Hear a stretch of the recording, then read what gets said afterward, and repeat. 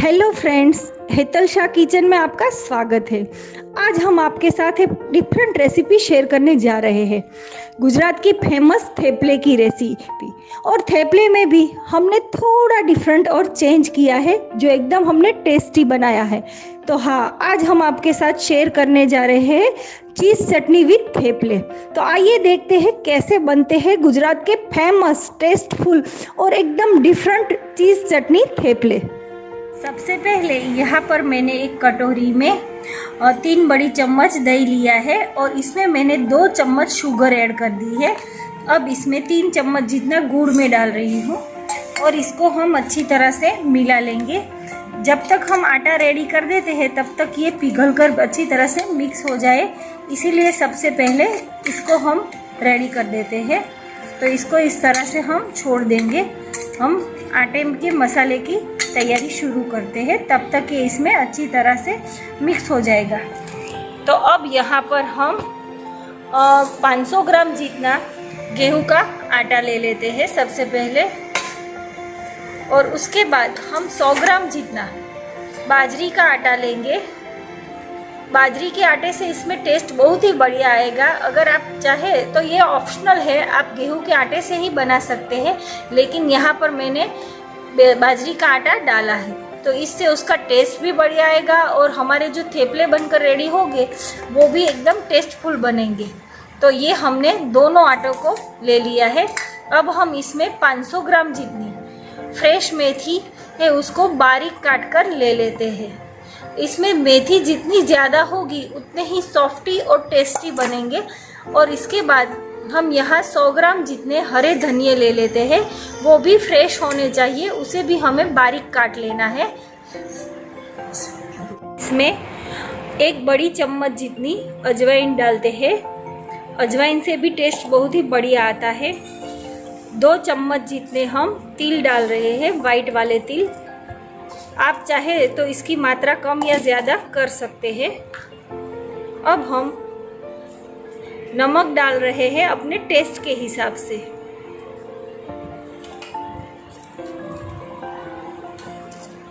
और अब 1 चम्मच हल्दी पाउडर डाल देते हैं।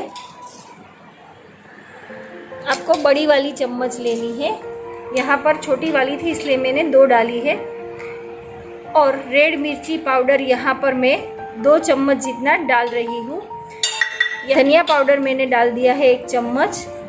अगर आप यहाँ पर ग्रीन मिर्ची पाउडर ज़्यादा डाल रहे हो तो आपको ये रेड मिर्ची है वो कम कर देनी है, यानी कि आपको जितना स्पाइसी चाहिए उस हिसाब से आपको मिर्ची पाउडर डालना है या फिर ग्रीन मिर्ची की पेस्ट डालनी है। और यहाँ पर 1 छोटी चम्मच हम हींग पाउडर डाल रहे हैं। हींग पाउडर से भी एकदम बढ़िया खुशबू आएगी। अब यहाँ पर मैं 6 से 7 कली लहसुन की उसको पेस्ट बनाकर इस तरह डाल रही हूँ।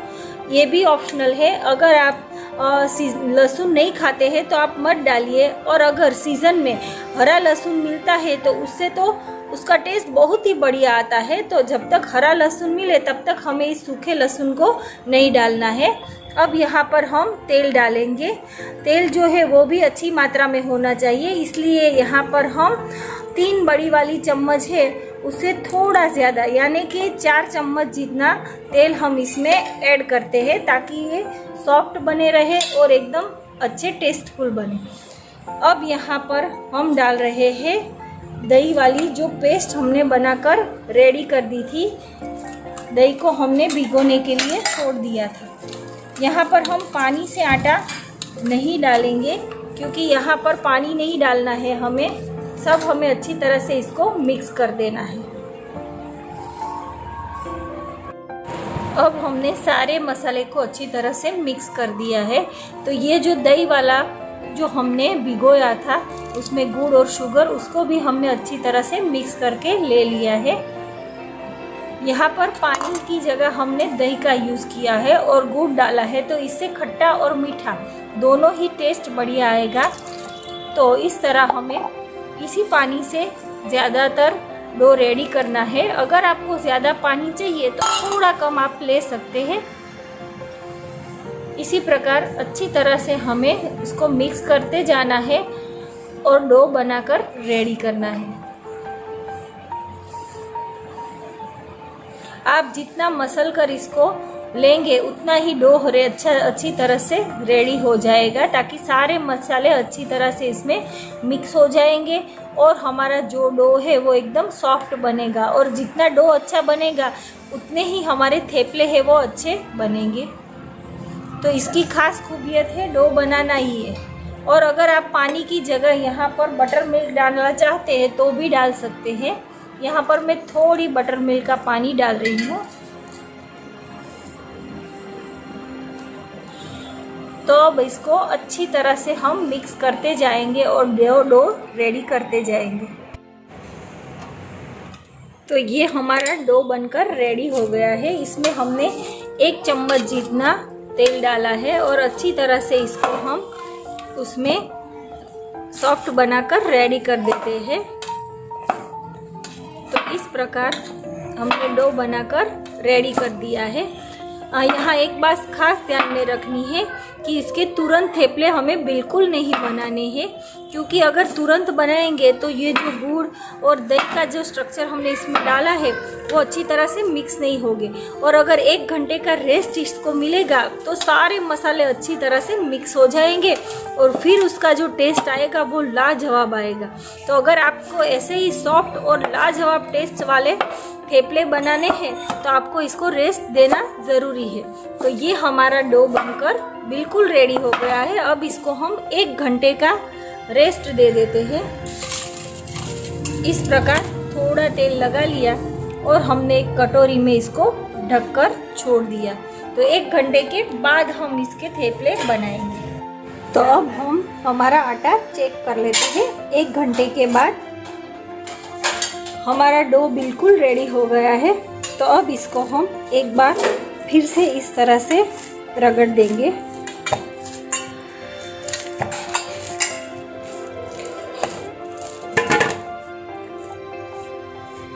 तो ये हमारा डो बिल्कुल रेडी हो गया है।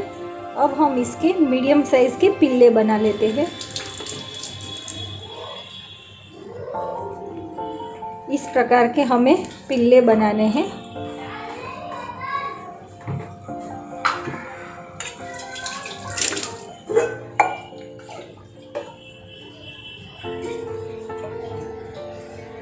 इस प्रकार यहाँ पर मैंने एक छन्नी ली है, उसमें इस तरह हम आटे में डिप करके एक पिल्ला ले लेते हैं और फिर इसको हम ऐसे बेलते हैं।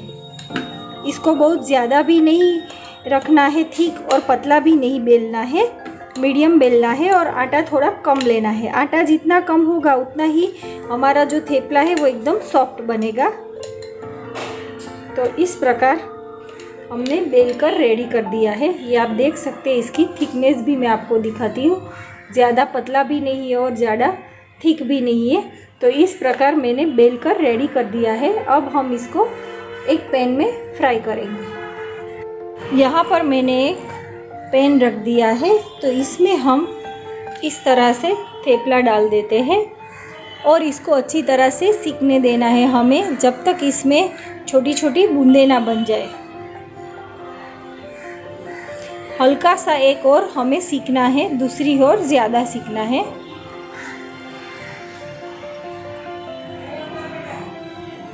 तो अब आप देख सकते हैं इस प्रकार हल्की हल्की बूंदें दिखने लगी है। तो अब इसको हम पलट देते हैं। इस तरह हल्का सा हमने सीख दिया, दूसरी ओर हमें ज़्यादा सीखना है। अब हमें यहाँ पर तेल डालना है इस प्रकार और सभी ओर डालना है और इसको इस तरह स्प्रेड कर देना है। अब आप देख सकते हैं कि पीछे और ज़्यादा सीख गया है।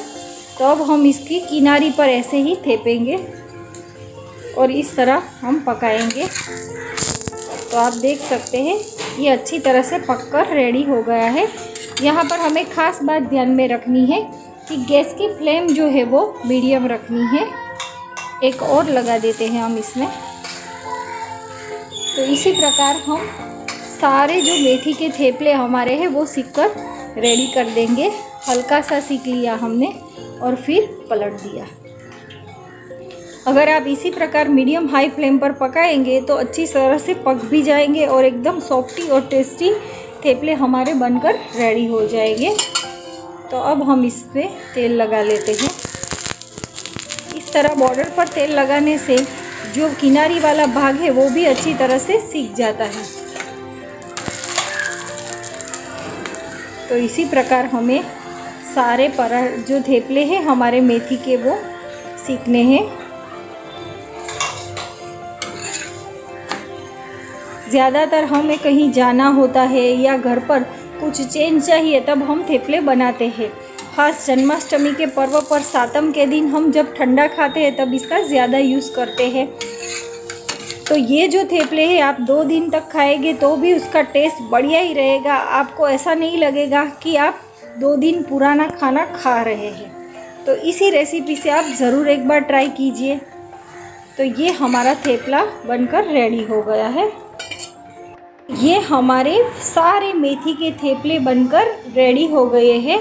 तो अब इसको मैं आपको दिखाती हूँ कि ये कितने सॉफ्ट और यम्मी है, आप देखिए।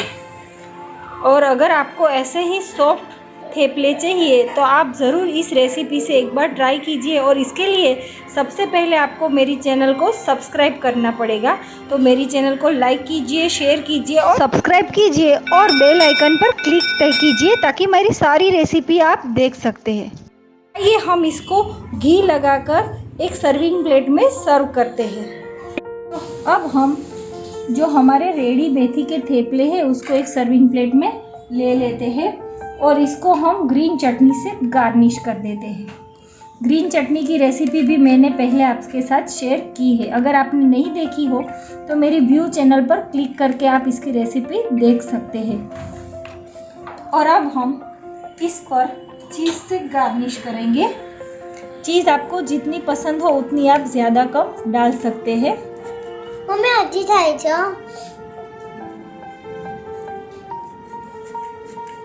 इस प्रकार हमें चीज़ डालनी है और चीज़ को आपको अच्छी तरह से स्प्रेड करना है। तो ये हमने चीज़ डालकर पूरा पराठा रेडी कर दिया है। तो ये हमारे चीज़ चटनी पराठे सर्विंग के लिए बिल्कुल रेडी है। तो आप मेथी के थेपले इस प्रकार चीज़ चटनी वाले एक बार ज़रूर टेस्ट कीजिए और मुझे कमेंट बॉक्स में बताइए कि कैसी लगी आपको मेरी रेसिपी। और इसके लिए आपको सबसे पहले मेरी चैनल को सब्सक्राइब करना पड़ेगा।